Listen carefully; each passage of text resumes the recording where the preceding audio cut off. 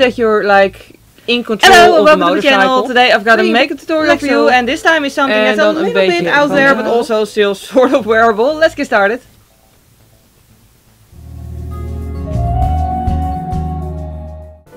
Because this afternoon I actually also have a motorcycle lesson, and yeah, so I want to do something that's like fun, but something that will also not make me nervous to put a helmet on and off, because I don't want to wear something on my eyes that I'm scared to touch, because otherwise it will be smeared all over my face.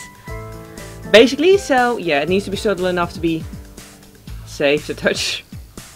But yeah, priming my eyelid first. Then for shadows we're going to use Heaps of Sweets by xoBeauty here on YouTube, because, well, I haven't used this palette in ages and it's really good and really pretty, so I want to use it again. But yeah, we're just going to go for like a basic look first, and then we're going to do the slightly outer part on top of it. Now the first shade I'm applying is Vanilla, which incidentally is just a beautiful taupe shade if you're like with the like vacation periods approaching again. If you bring a palette like this on vacation, basically with this palette, Vanilla is also a perfect contour shade on lighter skin. Brownie, no not Brownie, that's the shade next to it, Gumdrop, the one all the way over here, is actually a really good blush, as long as you don't apply too much. And Sugar is a really great highlight. So yeah, if you're like me, too lazy to actually bring a full makeup kit on vacation. I used to do that, but I just got way too lazy over the years. Then this palette is really nice to just bring, because you literally will have basically everything you need in one single palette. By the way, in case you're wondering how the motorcycle lessons are going, I don't think I actually mentioned it in my last video. My last video was on nail art, so I surely didn't mention it. Also, I'm obviously just applying a darker shade in my outer crease now, with a smaller brush. Well, same brush, different side. Point being, I already did the theory exam. Excuse me for pronouncing that so weird. But yeah, the theoretical exam I already did. In the Netherlands, by the way, I don't know how it is in other countries, but you need to do a theoretical exam and 2 practical exams. One is focused on the handling of the vehicle, of the motorcycle, and the other one is behaving, you know, good in traffic. And yeah, like the theoretical one, obviously I did first, and that worked out well, the second attempt at least. And now on the 12th of June I have the second test, which is the practical exam of handling the vehicle. So you need to like drive in little like 8 shapes and like do little like round, you know, obstacles. Basically it's a bit of an obstacle course sort of thing. But you just need to do that to prove that you can actually handle the motorcycle without it dropping, that you can actually make the corners properly, that you can drive slow, you can drive fast, that you can switch gears fast enough. Just that you're like in control of the motorcycle. Pretty important. And then once I have that, I can do the final test, which is the practical exam on the road, where you have to show that you actually know how to behave on the road on the motorcycle. Which of course is different than with a car, because you have less safety around you. So you have to keep more distance from cars, you have to like avoid driving over stuff that could be slippery, you know, all the sort of things. Like I thought it would be easier, but like there's really quite a lot of things you have to take into consideration, because with a car you can just drive over anything. Okay, that sounded wrong, but you know what I mean. Like, you don't have to be careful not to drive over like white stripes on the road, because they might be slippery, you know. With a car you don't think about stuff like that. With a motorcycle you do have to think about stuff like that. But yeah, I'm really hoping I can get the motorcycle license still this summer, and I also know what sort of motorcycle I want, and then I really hope I can still ride it this summer. But we'll see. I'm still, yeah, I'm just trying my best. I really hope I can get the practical test in one go. Oh, by the way, in case you wonder why I haven't been vlogging lately, that's very simply due to a lack of time. It's not that I don't enjoy vlogging anymore. It's just that, well, I have a full-time job, during which I can't vlog. I have the motorcycle lessons, during which I can't vlog, and that's pretty much my spare time outside of the house.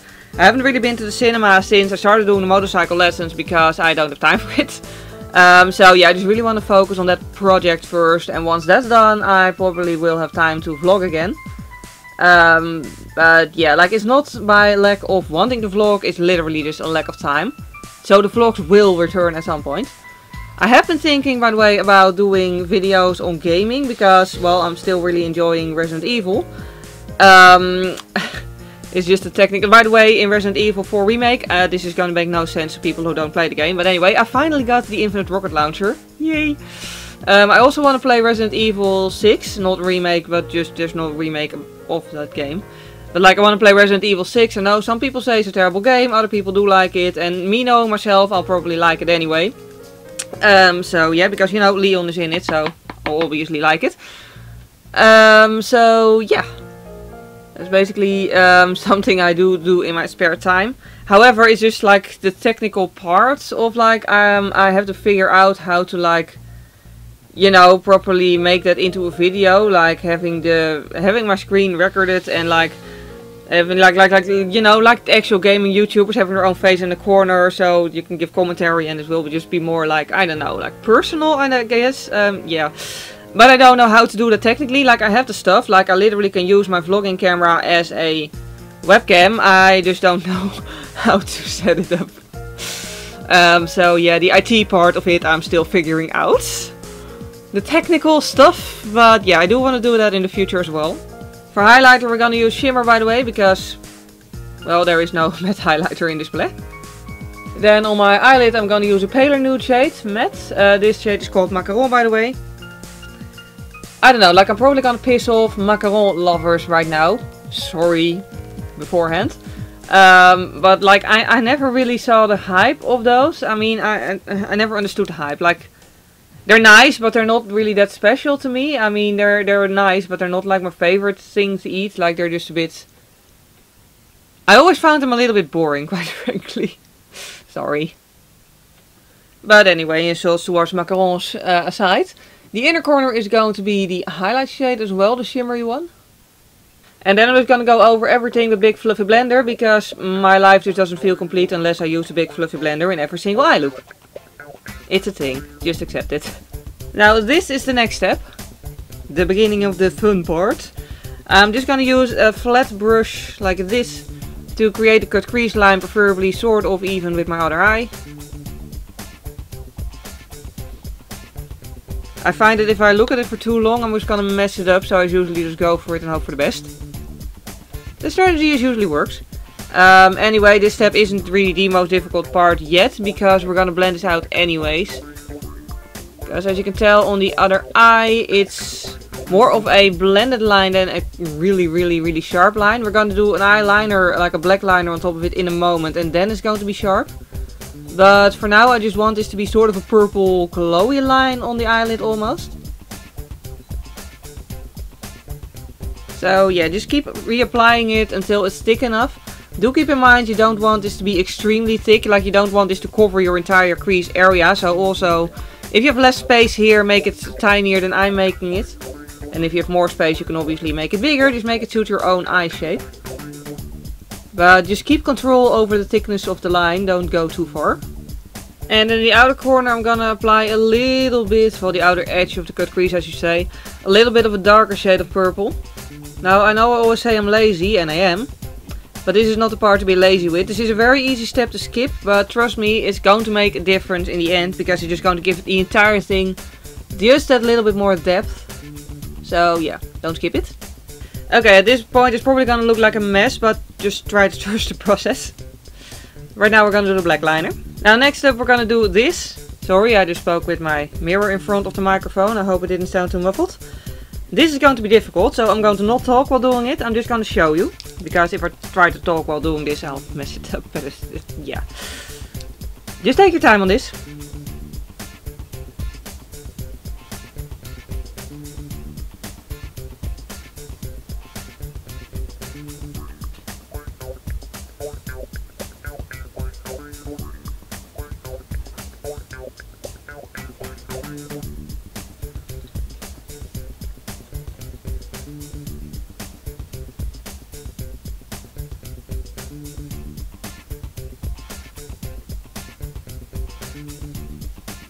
Okay, so that's a big idea. Do also try to keep in mind where exactly you want to end the normal eyeliner, because I don't think I want to connect them, but I do want them to like aim. Like I do want the bottom liner to aim towards this liner. So yeah, try to just envision how the final result is going to be while you do this. Next up I'm going to use this set by NYX, which is the sticky eyeliner and then the lashes that you can immediately glue on. I'm just going to apply those in silence because they don't really require that much explanation.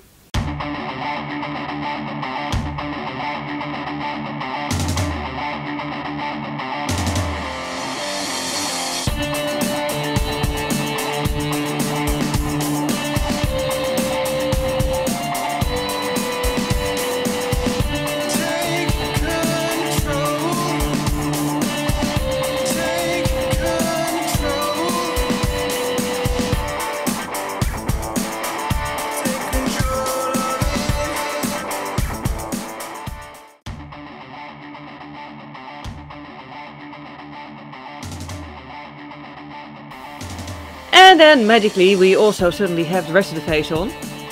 I decided to just do the top camera. It's just basic BB cream, contour, concealer, powder, blush, lipstick, eyebrows, and I didn't add a highlighter because I have oily skin anyway, so I'll have my natural highlight within like 12 seconds anyway. But yeah, we're gonna finish the eyes now.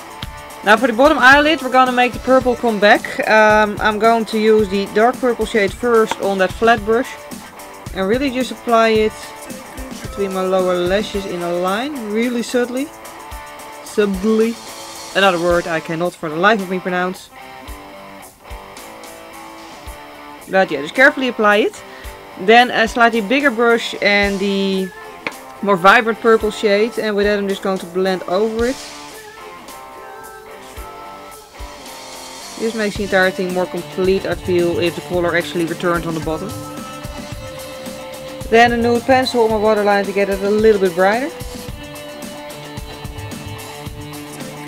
Then really carefully I'm just going to apply some mascara. Now the glue was really good, like the eyeliner / glue thing. However, it sort of dried out, so I don't really have complete faith in it anymore. So instead of like combing through it like I'm going to do my bottom lashes, on the top lashes I'm just literally going to push and wiggle. That sounds so weird, but you know what I mean. You can see what I mean. Literally just darkening up the natural lashes rather than combing through them. And risking these falsies. And then, that's it. And that leaves us with the complete final result, including sort of properly done up bangs. Yeah. Yeah, I gotta say this turned out, well, you know, not quite wearable, I guess, but wearable to me at least. Yeah, if you're not comfortable wearing like thick black eyeliner on your upper lids out and about, you can always just skip the black liner up here and just keep it at only the purple. That would look cool too. So that's an option. If you don't want to miss any of my future videos, by the way, including a lot of makeup tutorials, also ones that are more wearable than this, but also ones that are less wearable than this, you can always subscribe to my channel. I also do nail art, just in this entire video. I hope you didn't pay attention to my nails because they're, well, half of the acrylic is missing and they're a mess and I need to fix them. Please ignore that. Anyway, if you enjoyed this video, by the way, please click the like button. It would really help me out because it makes YouTube suggest my videos more often to new people. And other than that, I hope you have a wonderful day and I hope to see you next time. Bye!